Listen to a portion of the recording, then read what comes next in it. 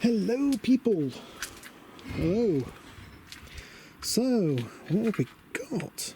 Look at this, nice new shiny bits. I was a bit annoyed because the radiator was a bit bent. I've had to sort of bend it back into shape. Hope it don't leak. Brand new. Yes, you'll see there, look, there's three radiators of certain types, but they're all a radiator of some kind. Yeah, we've got the intercooler first thing you can see. Second one is the, that's the condenser for the air conditioning system. And obviously we've got a brand new radiator. They are going to sit in here somewhere. And then, wow, good old Mr. Ace, air conditioning right there. That's going to keep me cool. Nice. All ready to be vacuumed out. Nice. Fan connector. Nice. I have got a new one of these. I bought a new one, everybody. I bought a new one because I didn't like how this thing looked. I mean, you look at that all there. It's all corroded out, look, around that seal. There we go. Alright, so I have... This was the better one of the two that I had. Now I went on eBay and I went around looking for... well, actually, I downloaded... I don't know if you're supposed to say this or not, but I downloaded Fiat EPA. If you don't know what EPA, it's like a... If you don't know what EPA is, sorry, it's like a huge parts catalogue for Fiat-based vehicles. Well, Fiat have this same van, just a different brand, different name, but it's the same van. They call it the Fiat Scudo. It says so in the title description. And the Fiat Scudo uses obviously part numbers that are cross compatible with, well, actually they only belong to Fiat, but yeah, if you go online you can search for things and they also come up with the equivalent part numbers for different brands. But managed to find the Fiat Scudo version of this, and well, there it is. Pressure switch. Let's get it out of the box. Ooh. And there you have it. Nice. More nice and shiny, look. Well, I didn't realise that. It was actually stored under a vacuum. I just went and pulled the end out and it hissed, so that's quite interesting. I guess it is refrigeration when all said and done. Let's see if all of the things line up, all the grooves and various things. So what we're looking at here, that looks pretty good to me. 3 grooves on the top, 1 offset. 3 grooves on the top, 1 offset. 2 grooves on the bottom, 2 grooves on the bottom. That looks nice. Sweet. Let's see if it plugs in. It's like it was made for it. And that sits just on there. When you unscrew that off there, that's really nice because that has got a little valve in it, look. So you can unscrew this from your air conditioning system and you won't lose any gas, any refrigerant, sorry. Because obviously it is, it's got a valve in there. Let me just pause the camera while I take this plastic cap off. That's nice. It comes with a seal as well. Beautiful. And I've got to undo it now so I can go pull the plug off. So I can, well, that's nice. Did it one-handed. Nice and new. And screw it on. I'll screw onto there like that. May as well replace this while I've got it all apart. That's it. And then it's just a 19mm spanner. Let's find a 19mm spanner. Well, the other one's 19mm, the old one, so I assume this one is as well.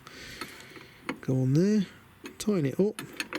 Don't need to tighten it up too much because obviously it's only a rubber seal. That's going to make a seal no matter what.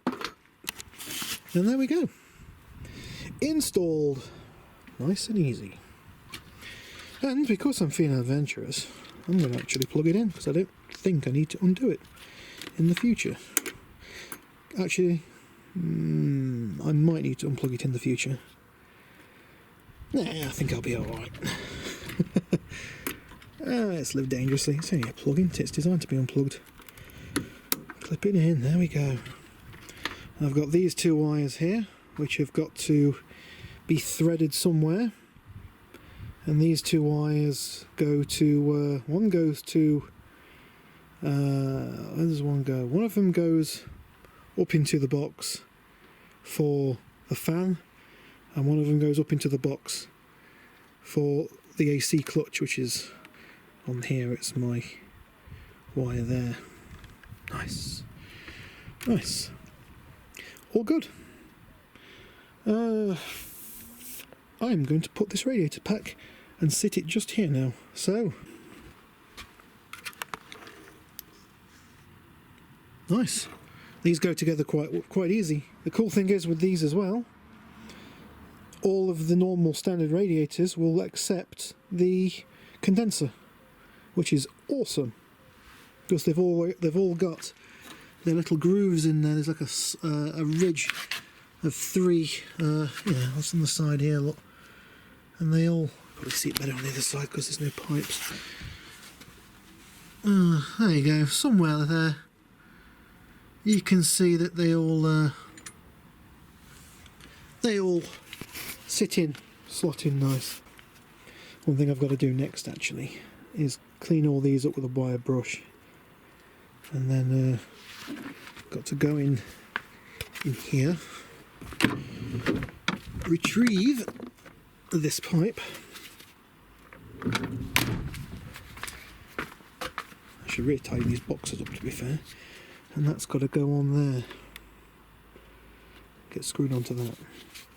One thing I recommend you do is just put some copper grease on that nut and on this thread here, because this likes to seize up and seize on. If yours hasn't already done that, I will be very surprised. But if that does happen, take this out, undo the bolt here, lift it out after undoing your piping, obviously vacuumed out, and not vacuum, but you know, no refrigerant in there. Take this out.